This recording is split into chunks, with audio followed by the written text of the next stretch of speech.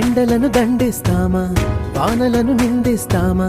చలినటో తరిమేస్తామా, చీపొమ్మని కస్సుమని కలహిస్తామా, ఉస్సురని విలపిస్తామా, రోజులతో రాజీ పడమా, సర్లెమ్మని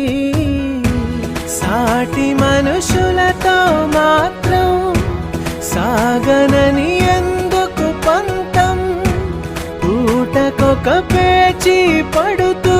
ఏం సాధిస్తామంటే ఏం చెబుతాం,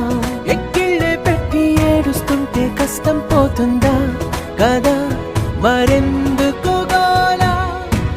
అయ్యయ్యో పాపం అంటే ఏదో లాభం వస్తుందా, వృధా ప్రయాస పడాలా.